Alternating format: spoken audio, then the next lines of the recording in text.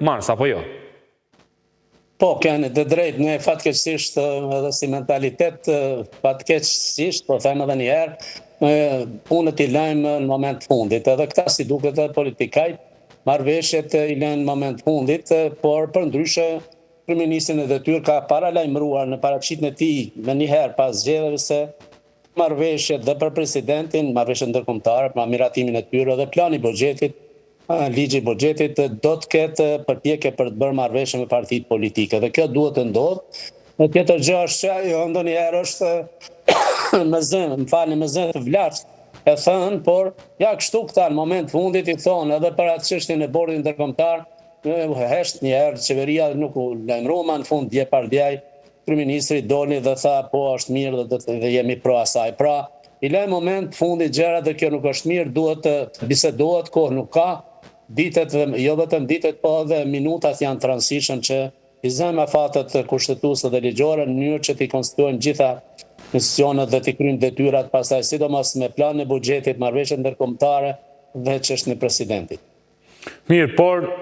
a ju çudit fakti që nuk ka ndonjë kandidatur tjetër të shpallur, qoftë edhe nga ish partitë opozitare, sepse këtu e kuptojmë që duhen 30 nënshkrime të deputetëve, cilët ende nuk janë certifikuar, po ashtu duhet thënë se pa certifikimin e rezultateve ata nuk konsiderohen deputet, apo jo? Pra, nuk ka asnjë lloj kandidature, nuk ka ndonjë qartësi. Pra tek kjo çështja e mos transparencës, le të themi, e një mbyllje, e një çarkullimi vetëm të spekulimeve, edhe ju si për një profesor i çështjeve juridike, a ju bren pak fakti që nuk ka asnjë lloj qartësie. Për shembull, në 2021 ka qenë shumë e qartë, dhe ndosje kishte një kandidate, ishte Vjosa Osmani, kandidate për presidente. Pra dihej se kush ishte propozuar. Ndërkohë që tash gjithçka qëndron pezull, një farë edhe amullie, le të themi. Po pikërisht ashtu dhe është fatkeqe ajo sepse duhet përveç tjerash që nuk kemi kohë, do duhet që të jepet sa më shumë hapësirë qytetarëve dhe të shtrohej çështja për shembull të përmenden kandidat edhe nga pozita dhe nga opozita dhe të bëhet debat politik pastaj dhe qytetar për kandidat e tillë do duhet pra kjo i takon radh par partisë fituese, koalicionit të saj, po edhe partitë opozitare do duhet ngrinin të lansonin kandidat nga partitë e tyre, jashtë partive të tyre që mund të jenë potencialisht kandidat potencial,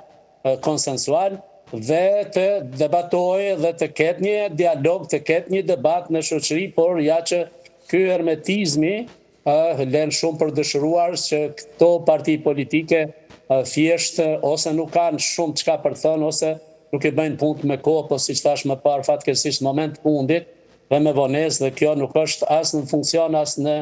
shëndet në demokracisë, po as në respektimin e debateve politike dhe të qytetarëve, të cilët tani me kanë zëra, kanë propozime qytetarë, ndërkohë që këta heshtin, dhe kjo nuk është as pak e shëndetshme as për demokracinë dhe as për institucionalizmin të Republikën e Kosovës. Mirë, nëse jemi krejtësisht në fund, po shkojmë me skenarin më të keq duke shpresuar që nuk ndodh, por nëse ka një krizë tjetër, qoftë kushtetuese, qoftë në konstituimin e kuvendit gjenden, pra nuk është se thënë në mënyrë ironike, nuk është se kjo klasë politike nuk ka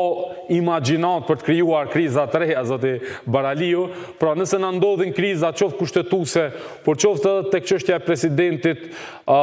dhe ne shkojmë një palë zgjedhje të reja. Sa ju e shihni që dëmton ashtu kështu një demokraci të breshtë që kemi, por edhe nga aspekti ekonomik, duke qenë që mos kalimi i buxhetit natyrisht që do të lënte një vrag të rënd, apo jo? Po, unë mendoj që kjo do të tregonte përfundimisht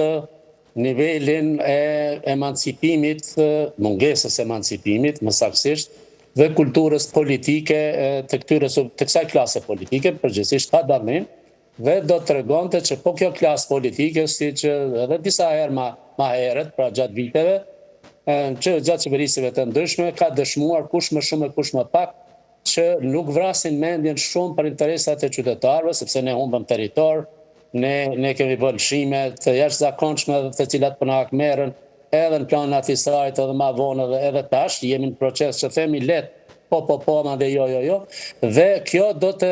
vuloste përfundimisht aftësinë e kësaj klase politike dhe nevojën për një rikonfigurim, ripërtrirje dhe reform, do thosha, po edhe riorganizim politik që të bëhen disa krah, 2-3 krah eventualisht, politik të fuqishëm dhe të rreshtohet popullata në mënyrë që t'ja mbyll derën kësaj klase të papërgjegjshme politike që të vazhdoj me papërgjegjësinë e saj ndaj institucioneve dhe shtetit e qytetarit, e të merret me interesat e ngushta partijake, politike ndonjëherë dhe ma pak brenda partive tyre klanore, fraksionale, e rrymore, e kështu të tjera, madje edhe ideologjike, dhe kjo do të ishte fatale, mendoj unë, për gjendjen çfarë ndodhemi geopolitike dhe geostrategjike, momentin e rirreshtimit dhe rikonfigurimeve globale në botë që po ndodhin dhe rreziqeve, po sidomos në konsolidimin e shtetit tonë dhe përgjegjësisë së kësaj klase politike, gjithsesi mos përgjegjësisë ndaj qytetarit votues, i cili ja dha votën dhe kësaj radhe përsëri, edhe pas gjitha këtyre që i bën këta, vetëm 37 deputet ma pak nuk kanë marrë nga struktura e kaluar e deputetëve të gjithë tjerë ja ka dhënë besimin, dhe kjo do të ishte një pabesi e plot dhe një pandashmëri skajshmërisht e dëmshme dhe e pafalshme e kësaj klase politike. Falenderoj shumë për